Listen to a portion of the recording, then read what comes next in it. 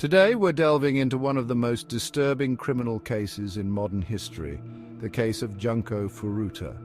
This story is a tragic reminder of the darkest depths of human cruelty and the importance of justice for victims of violence. Junko Furuta was a bright 17-year-old high school student from Misato, Japan.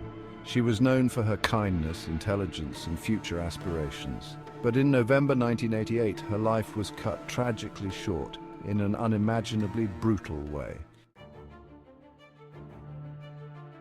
On November 25, 1988, Junko Furuta was abducted by a group of 4 teenage boys: Hiroshi Miyano, Joe Agura, Nobuharu Minato, and Yasushi Watanabe. The boys were part of a local gang with ties to the Yakuza, Japan's organized crime syndicates.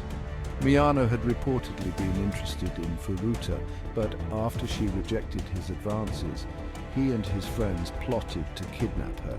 That day, Junko was riding her bike home from a part-time job when Miyano and Minato ambushed her. They knocked her off her bike, kidnapped her, and took her to a house belonging to one of the boys' parents. What happened next is almost too horrifying to describe.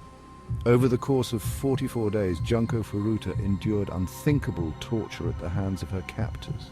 She was beaten, raped repeatedly, starved, and forced to endure unimaginable physical and psychological abuse. Her captors reportedly subjected her to over 400 assaults, and she was kept in a state of constant suffering. Throughout this ordeal, she was hidden away in the home of one of the boys, where the parents shockingly knew of her presence but did nothing to help. On January 4, 1989, after weeks of relentless torment, Junko Furuta finally succumbed to her injuries. Her captors, fearing the consequences, dumped her body in a drum filled with concrete and disposed of it in Koto, Tokyo. Her body was discovered 2 months later, leading to the arrest of her 4 captors. The boys were charged and brought to trial, but the sentences handed down shocked and outraged the public. Despite the unspeakable horrors they inflicted on Junko Furuta, the sentences were shockingly light. The main perpetrator, Hiroshi Miyano, was sentenced to 20 years, but due to his age at the time of the crime, he received a reduced sentence. The others received even shorter sentences. None of them are currently in prison. These light sentences outraged the public, especially Junko's family. Many felt that justice had not been served, and that the system had failed to appropriately punish those responsible for such a heinous crime.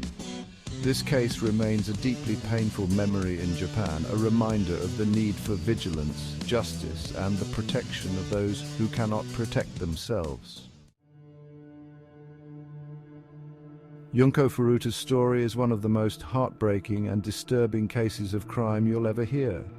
It's a story that must be told, not just to honor her memory, but to remind us all of the importance of standing up against violence and ensuring that justice is served. Thank you for watching. If you found this video informative, please consider subscribing and sharing this video to spread awareness. Let's make sure that Junko Furuta's story is never forgotten. Stay safe and take care of each other.